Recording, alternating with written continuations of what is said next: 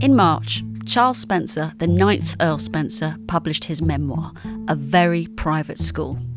This recounted in devastating detail the abuse, both emotional and physical, he had been subjected to at his elite prep boarding school. The brutality is laid bare. For listeners not so familiar with the private school system, a prep school in the UK is for children aged 7 or 8 through to 13 years old. For centuries in the UK, a private education has been the path to opportunity. Today, those who attended private schools are 5 times more likely to hold top jobs in politics, the judiciary, media and business. Boarding school boys in particular, who represent less than 1% of the population, have been in charge of the country for most of the past 14 years. But at what price? For both the survivors of these institutions and the country. Joining me today to speak about all of this and more, I'm delighted to welcome the writer and poet laureate between 1999 and 2009, Andrew Motion, and the author Richard Beard.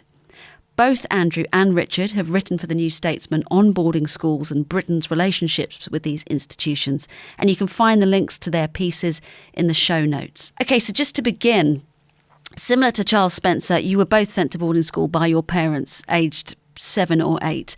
And Andrew, your experience in particular was extremely similar because you went to the same school as Charles Spencer, Maidwell Hall. But I just thought we might start with whether you remember the day that you found out that you were going to be going to boarding school at that age and how you felt about it. I remember very vividly the long and anguished drive from my home to the school, which was about 100 miles away, and feeling that the sky was darkening, as it were, all the way that I was going, but still not really being able to believe that the worst was actually going to happen, that my parents were not going to leave me in the company of these people, none of whom I'd met before, at this great distance from home. I can remember looking back through one of the 2 glass doors that encased the little lobby in the small hall area, and seeing my mother in floods of tears, being comforted by my father as they turned away from me, and thinking that in some sense, and this was the beginning of a pattern of behaviour that has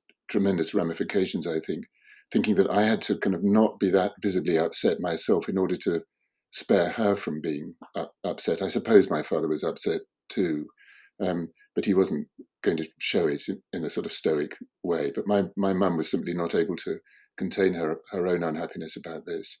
And then being shoved into the not very cheering company of a boy who'd been delegated to look after me, which of course he didn't do. I mean, in other words, in all those respects, my experience was very similar to Charles Spencer's. And Richard, do you have similar memories? Do you remember being told that you were going to be going away to school? Well, it's slightly different, partly because Andrew said there he travelled 100 miles to get to his school, and Charles Spencer, in his book, he goes from Norfolk across to Northamptonshire. I mean, it is a long way from home geographically as well as emotionally. Whereas my parents' compromise was that the boarding school was 6 miles away from where they lived in Swindon, and my brother was already there. And there was always a sense for me of half being in it and half not being in it, which I think allowed me to keep a bit more perspective, perhaps, than those boys. It was an all-boys school when I started, who had effectively been abandoned there. I mean, the parents who live abroad was fairly common, or at the other end of the country, and they really didn't have any contact with their family at all. And this, as Andrew was saying, had an impact on the way that they felt, because they felt very sad and were told they weren't really allowed to feel that, and therefore doubted their own emotions. And they also wanted to go home, and they were told they weren't really allowed to want that. So then they doubted their own desires as well. So you have these 2 key things, which right from the beginning become untrustworthy. You know, what you feel and what you want. And when you take that away from anybody, not just children, it becomes very difficult to locate yourself in life. Can you tell me a bit about the culture at your school, the silence that you encountered in those early days, and the punishment? Yes, I think, I mean, having read Charles Spencer's book and Andrew's memoir as well, in fact, I think Maidwell Hall was staffed by a particular cast of grotesques, really, and other schools would have had the same kind of punishment routines, the same kind of disciplines, but in a slightly diluted form. I mean, it does seem to be very intense the experience there with a kind of collective of disturbed teachers, in fact, disturbed staff, going right through to the matrons, as Spencer has explained in his book. But I do think that the kind of rituals and the routine in schools in the 70s and 80s and in boarding schools um, were modelled on schools going back through the century. So they had much more to do with what happened at the beginning of the century than at the end. And say George Orwell's experiences at his school in the 1910s, which he recounts in the 1940s in Such Were the Joys, his essay, were recognizable to anybody in a boarding school in the 1970s, right down to the vocabulary. And so this is a very strict upbringing where transgression will be punished, where nobody is expected to question the reasons why. And really, the idea is to break down the child and then to remold the child in a form where going back to the roots of these schools, where you'll be ready to serve the empire. We'll go into the public schools, who will then finesse this early education, but you'll be a good servant of empire. You have no questioning of authority, no question of British greatness. I mean, there is a kind of jingoistic element to the education, but if you do, you will be punished. And so you have abuse on the one side, and you have this very partial education on the other. And of course, there's a social aspect to it, where by you are better than other people who have not got this education. I mean, if you're continually told this is the best education money can buy, by implication, everybody else who's not in a private school is not getting the best education and ultimately will be less clever than you and less moral than you and less able than you and less qualified to be prime minister. So I think the knock-on effects go all the way through. That sense of abandonment and the fearfulness that went with it have helped to develop in my later life all kinds of aspects of myself that I wish weren't there at all. For instance, I think it cultivated in me and in many of people who had similar sorts of experience a rather egregious wish to be liked, because to be liked was simply a way to avoid being punished. And that, among other things, has made me, I think, rather reluctant to be at all confrontational. And I've spent a long part of my adult life trying to moderate that, because clearly there are some times in life when you need to confront the things that are disagreeable to you or offensive or simply wrong.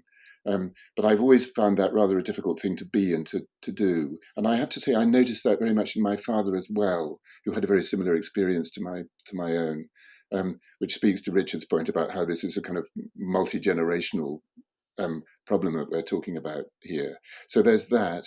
And with it, a general temptation to be avoidant in my behavior, to avoid making firm decisions about things because I was likely to get into trouble if I did so. And with it, I must say, despite the absolutely right point that Richard's making about how these schools have produced all kinds of people in positions of power through the generations, it also produced in me an absolutely numbing effect on my intellect. I mean, I learned almost nothing at this school because I was in such a state of sort of temerity of one kind or another, that my mind was really frozen over by the time that I left. I was quite a stupid boy. Not, I would like to think, because I'm sort of innately stupid, but because my mind was simply not able to deal with the requirements of learning, because its whole effort was being persuaded to cope with the kind of daily other sorts of things that I had to deal with in order to stay out of trouble, to not be punished, to keep on the right side of things, you know.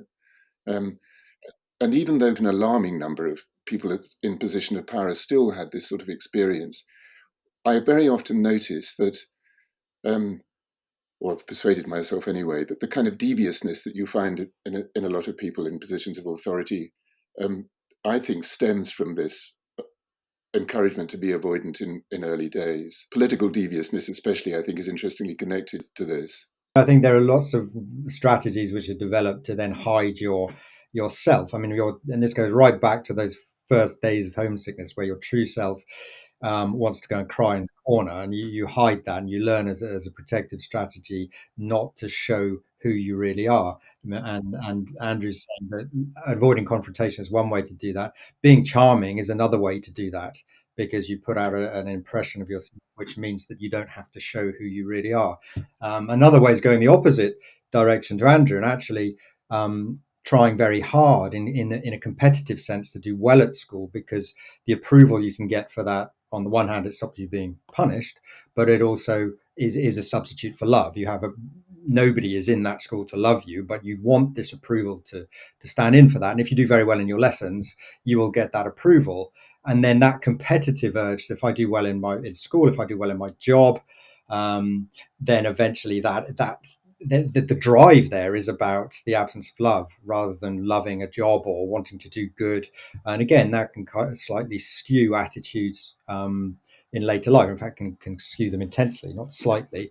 But there are all these different strategies can come into play in different proportions in different people. But I think it's all about hiding that terrified small child, in fact, and therefore it's their strategies which are, the most important thing to you and to your sense of self is to actually hide that true and inner self which is suffering, at that early age, and all those strategies are part of that. Reading a bit from your piece, Richard, when you talk about this, the emotional damage that's been caused by this boarding school experience, you say the symptoms instilled from an early age include emotional detachment, dissociation, cynicism, exceptionalism, defensive arrogance, offensive arrogance, cliquism, compartmentalization, guilt, grief, denial, strategic emotional misdirection, and stiff-lipped stoicism. Or, translated into non-therapeutic English, you write, "Thanks, I'm fine." And I just wonder, you're talking about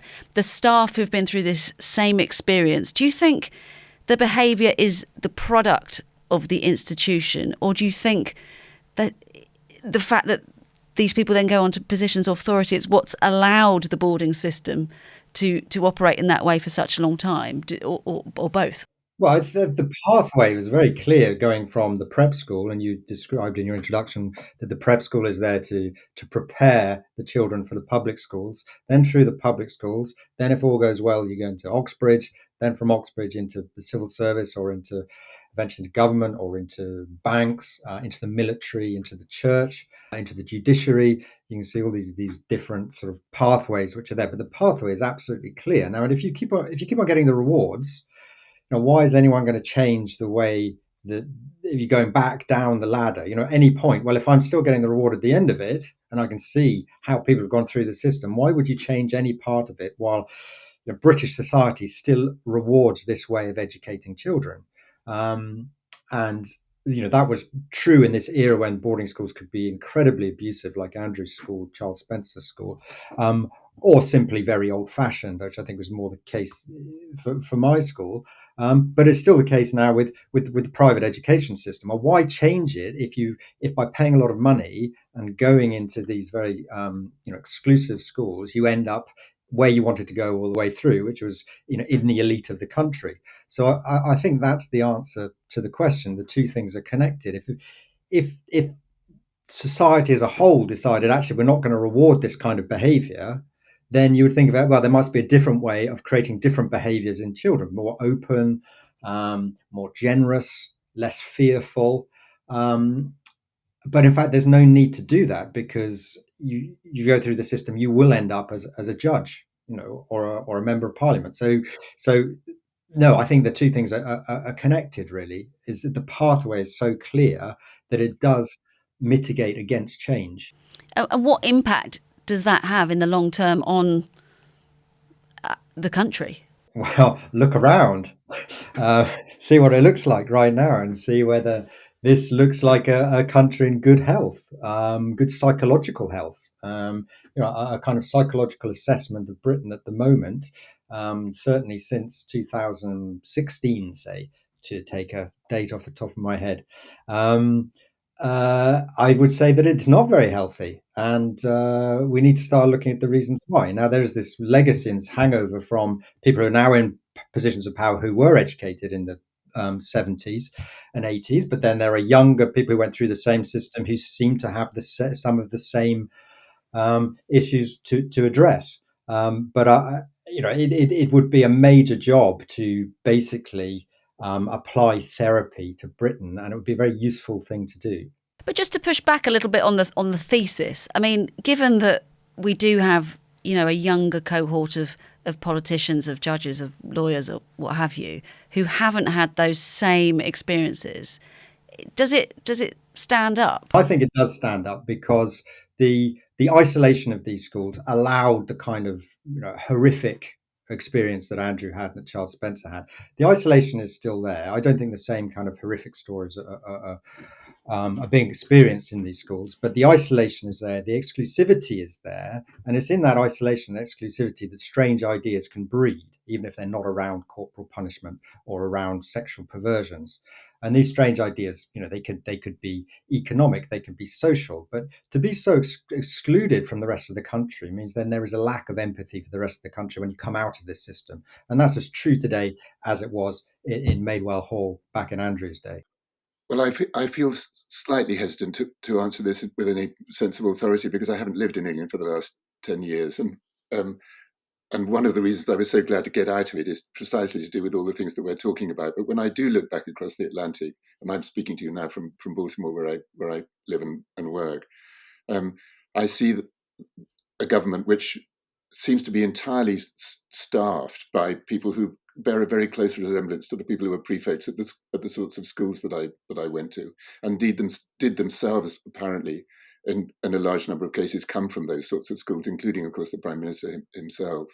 I have friends who are aristocrats, I have friends who are upper class, I have friends who are working class, but not working class. And even though they might not have been through the mill in quite the same sorts of way that people of my age and generation did, it seems highly likely to me, in fact certain, that the patterns of expectation that those schools bred in them are the ones that they're now acting out in society at large. So all kinds of acceptances of inequalities and injustices and imbalances and so on are predicated on that original template, I think. It's interesting though, because some of the qualities or some of the impact you've described of being in that environment, you'd think would be the opposite of creating a good leader. You talked about compliance, breaking someone down, someone that doesn't question, that's anti-confrontation. You'd think actually that would make a terrible leader. You would, wouldn't you? But weirdly, those very qualities, and actually particularly in the Prime Minister, seem to be present in addition to or mingled in with the sort of assertions that a person in that position has to make. So the kind of weaving path that he steers through policy may well have to do with the kind of thing that we're talking about here, I think. You go on any of the websites of these schools now, that's today, not back in Andrew's day, Maidwell Hall, but at any of the websites, they will cite leadership as one of the things that they will teach the children whose parents are prepared to pay for an education. So there's an expectation of leadership, even if there isn't a matching set of skills which is given through the education. I'm keen not to conflate private schools necessarily with boarding schools. I mean, do you think there's something unique about the boarding experience? It's your home, isn't it, as well as your education that doesn't apply to private schools, or are you equally concerned? Do you think there's enough similarities there? Because obviously more people went to private schools, but it's still disproportionate. As far as I'm aware, again, that is a distinction which is very well worth making, I must say. I mean, I don't know about what private schools are sort of generally like in the UK anymore, but certainly the experience of being uprooted from home and transplanted in the way that both Richard and I were was profoundly formative of character and our expectations of life. One thing that I meant to say earlier, which is that it took me a very long time to be able to talk critically of what happened to me, because it always struck me, and I think I'm not alone in feeling this, that really I was complaining about having had what everybody else thought was a silver spoon put in my mouth. In other words, this was meant to be a privileged upbringing, and it was described as that and paid for as such a thing, which has a kind of gagging effect because nobody wants to hear somebody moaning about being privileged. I mean, that's a ridiculous thing. And I feel that was an important part of the way in which these outrageous institutions, and apparently mine especially, or in particular, were able to get away with it. I think the exclusivity, the social exclusivity, the kind of social distinctions which are made within the school between those who are there at the school and who are lucky and who are privileged, as Andrew has said, it is just drummed into those children that they are lucky to be in that private school, and there are reasons for that. But this reinforces the divisions between people who go to private schools and those who don't. Now, boarding school is an extreme version of that. And if you're in a private day school and you have the advantage of going home to see your parents every day, you obviously have love in your life in a way that you don't if you're at boarding school. You also hopefully have a bit of common sense from your parents to counter some of these sort of wild claims which are made by private schools about what they can achieve for children as well. And I was very interested in Andrew's um, answer there, about this idea of the privilege of going to the school, and I think if you what was interesting in Charles Spencer's case is that there's an idea that he's sent to that school because his family have always done this. They've been private schools since, I think he says in his book, 1716. He has an ancestry, goes to Eton. So really going to a private school for his class of person is very much about avoiding downward social mobility. It's just making sure you don't go downwards. But most people, it seems, are interested in private school because of upward social mobility.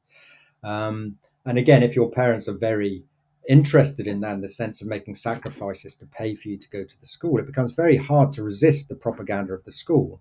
So when you say, well, do you think it's good for some people? And Andrew says, he knows people who says it was wonderful. I mean, part of the internal propaganda is these are the best days of your lives. Going back to boarding school, people have gone to boarding schools to the same school as Andrew. And I think in the New Statesman, the edition of the New Statesman after his review, where he said, yes, Charles Spencer said it was terrible. I was there. It was terrible. There was a letter which said, I was there at the same time and it wasn't terrible. And I loved it. Best days of my lives.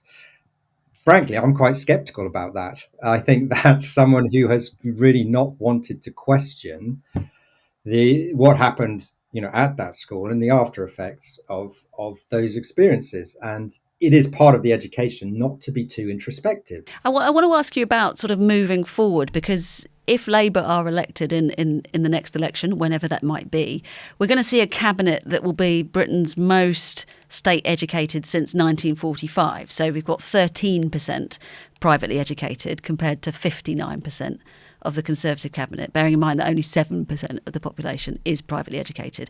I'm just wondering if that gives you any hope for, if that gives you any cause for hope or optimism. I mean, how do you think we'll see a tangible difference in style of government? I bloody well hope so. And yes, I do feel optimistic about it. I mean, even at this distance, I feel very optimistic about it. And it presents possibly such an exciting contrast to what might happen here in the States that it sort of further increases my sense of optimism. Yes, I think it's going to be interesting to see what actually happens in terms of the plans to add VAT to the school fees and the other financial penalties which could be imposed on private schools, because private schools do have a long history of resisting change. And of course, their lobbying groups, the people who are prepared to lobby for them, are incredibly powerful. And I think it's going to be interesting to see how much that gets watered down. I would suspect it's going to be a lot more difficult than it feels in opposition to actually make these changes, because there is this history which goes right back to the middle of the 19th century where private schools can resist anybody who comes onto their territory, and they're quite ruthless in doing so. So I would expect them to put up a really big fight. You think it's going to be doubtful that they'll push through with that 20% VAT? I think there will be a lot of obstacles which are put in their way, and then it will be interesting to see how determined they are to do that when they see the interest groups in positions of power, in the judiciary, in the media, in particular.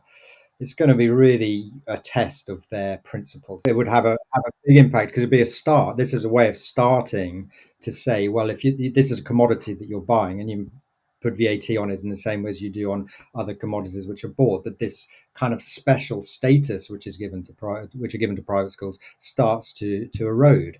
And by doing that, then you can start to erode the special status that they have in relation to, say, Oxford and Cambridge, which has been happening from the university's point of view, but not from the private schools' point of view. They would wish it hadn't happened. And the more you chip away at it, then eventually that will be a way of stopping it having such power in the country, stopping private education having access to these pathways. I think doing it gradually like this is a much better bet. It's more likely to have a long-lasting effect than if you try and say, as the Labour Party did in the 1980s, we are just going to abolish private education. I think that was never going to be something which could happen. And I think this idea of doing it in increments is the best way to go about it. But if you increase the price, and it means that the middle classes who are aspirational find it difficult to go in, and you've kind of reserving this education for the children of oligarchs and hedge fund managers, then it becomes suddenly much less attractive, which then forces this very active sector of society to get involved in their state schools and to be invested in their own communities, which at the moment doesn't happen as much as it should. I mean, it does happen, thankfully, in some places, but it can happen more. How do you respond to the argument, though, that you're kind of levelling down? You're not bringing state schools up. Aren't you raising state schools as a consequence of making the private schools so expensive that fewer people are going there, and in the process allowing the voices that are heard presumably within the private school system, moving those voices over into the state system and getting them to do their lobbying there? But we also have then, hopefully people who are in positions of power making decisions about education will have some knowledge of the British state school education system, which is not necessarily the case at the moment. I can't see that there are a lot of disadvantages to this new dispensation. I mean, other than the proposed policy of putting 20% VAT on private school fees, do you sense, though, that we'll have a different feel of government because a smaller proportion have gone through this private school system that we've been talking about? Do you think that will have a difference on the style of government as opposed to just that one policy? Well, again, I mean, that seems to me a perfectly reasonable thing to hope for, if only that more people will be able to recognise themselves in the people who are in positions of power that affect their lives, in the sense that they'll be able to identify more easily with the experiences that got them there in the first place. You've described the parents are customers. Does the very fact that you're paying for this education, does that prevent these elite private schools from undergoing like proper meaningful reform, do you think? But it depends where the parents are putting the emphasis, doesn't it? I mean, if I were such a parent, my priority would be for my child to be properly educated, in the sense of that it was to do with learning and being brilliantly taught by people who knew what they were talking about and did it in a way that connected the things that they were teaching to the life that these kids were going to lead once they'd left the place. And if that emphasis were placed properly, then I can kind of easily imagine that a lot of parents would want to send their children to such an institution. But the idea of trying to reconcile wokeness with an elite institution such as Eton is such a kind of paradoxical notion that it's very hard to imagine it working out in reality, because it's Eton, for God's sake. I mean, how woke can it be, fundamentally? And I think that connects to the idea of what is a good education. A good education for me would include learning about the utter injustice of having more sports facilities than most small towns for 1,000 privileged boys. And if you don't come out horrified by that and wanting to change everything, then you haven't been educated properly. And there's a kind of a paradox there. It's not going to happen, and therefore it means the education can't be that good, because otherwise you would notice this and want to do something about it. And that doesn't seem to be what happens to the majority of people who come out of the schools. So can it change? It can't really change unless you face these kind of injustices, but facing these injustices threatens the existence of the schools in the first place.